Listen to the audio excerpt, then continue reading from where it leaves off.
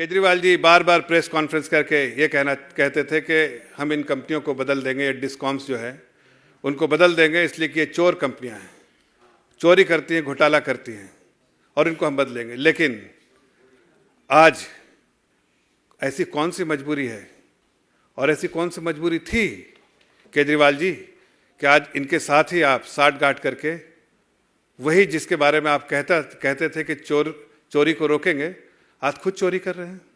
मैं आपके सामने तथ्य रखूंगा कि आखिर वो कौन सी मजबूरी थी जो आज उनको चोरी करने पे मजबूर कर रही है और मुखौटा पहन के कुछ और ही लोगों को गुमराह करते रहते हैं।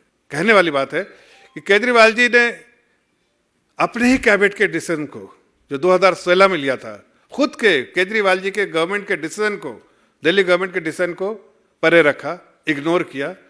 और जबकि उस कैबिनेट का डिसीजन था कि हर साल ऑडिट किया जाएगा इस डिस्कॉम्स का, हर साल इसकी ऑडिट की जाएगी ताकि कोई घोटाला ना हो इसमें।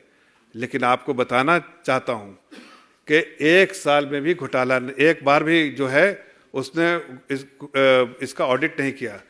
और कारण यह है कि अगर ऑडिट करते तो पता चल जाता कि कितने बेनिफिशियरीज को मिला, कितने लोग को पैसा दिया गया, सब्सिडी दी गई। ये सारी चीज़ें जो है वो किसी को नहीं मालूम है, ना पब्लिक डोमेन में मालूम है, ना सरकार को मालूम है, खाली केजरीवाल जी को मालूम है। इसलिए कि वहाँ कमीशन जो गया है, जो अंडरस्टैंडिंग थी कमीशन लेने का, इसलिए वो सारे घोटाले, चाहे वो शराब घोटाला हो, चाहे बस घोटाला हो, सब में वो कमीशन खोरी करते हैं। इसमें भी डिस्कॉम के साथ एक साठगांठ करके उन्होंने घोटाला किया और उसके साथ साथ ऑडिट कराने के बजाय उन्होंने बिल्कुल ऑडिट नहीं किया, एक साल का भी नहीं, तो दूध का दूध पानी का पानी हो जाता। जो केजरीवाल जी 2013 में कहते थे कि हर कंपनियों की ऑडिट कराएंगे और ऐसी कंपनियां जो चोर है उस कंपनियों को हम उससे दूर रहेंगे। लेकिन आज उन कंपनियों के साथ खड़े हैं, उन कंपनियों के साथ साठगांठ कर रहे हैं और उन कंपनियों को ही प्रमोट कर रहे हैं।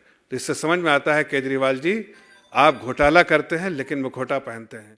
केजरीवाल जी बार बार प्रेस कॉन्फ्रेंस करके ये कहते थे कि हम इन कंपनियों को बदल देंगे, ये डिस्कॉम्स जो है उनको बदल देंगे इसलिए कि ये चोर कंपनियां हैं, चोरी करती हैं, घोटाला करती हैं और इनको हम बदलेंगे। लेकिन आज ऐसी कौन सी मजबूरी है और ऐसी कौन सी मजबूरी थी केजरीवाल जी कि आज इनके साथ ही आप साठगांठ करके वही जिसके बारे में आप कहते थे कि चोरी को रोकेंगे, आज खुद चोरी कर रहे हैं।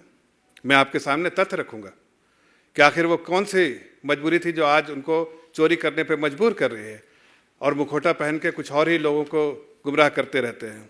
कहने वाली बात है कि केजरीवाल जी ने अपने ही कैबिनेट के डिसीजन को जो 2016 में लिया था, खुद के केजरीवाल जी के गवर्नमेंट के डिसीजन को, दिल्ली गवर्नमेंट के डिसीजन को परे रखा, इग्नोर किया। और जबकि उस कैबिनेट का डिसीजन था कि हर साल ऑडिट किया जाएगा इस डिस्कॉम्स का, हर साल इसकी ऑडिट की जाएगी ताकि कोई घोटाला ना हो इसमें।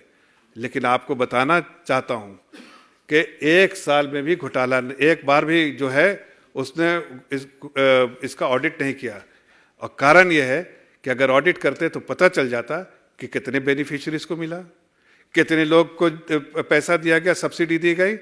ये सारी चीज़ें जो है वो किसी को नहीं मालूम है, ना पब्लिक डोमेन में मालूम है, ना सरकार को मालूम है, खाली केजरीवाल जी को मालूम है।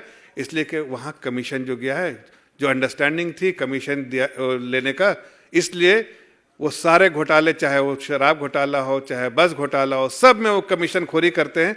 इसमें भी डिस्कॉम के साथ एक साठगांठ करके उन्होंने घोटाला किया और उसके साथ साथ ऑडिट कराने के बजाय उन्होंने बिल्कुल ऑडिट नहीं किया, एक साल का भी नहीं, तो दूध का दूध पानी का पानी हो जाता। जो केजरीवाल जी 2013 में कहते थे कि हर कंपनियों की ऑडिट कराएंगे और ऐसी कंपनियां जो चोर है उस कंपनियों को हम उससे दूर रहेंगे। लेकिन आज उन कंपनियों के साथ खड़े हैं, उन कंपनियों के साथ साठगांठ कर रहे हैं और उन कंपनियों को ही प्रमोट कर रहे हैं।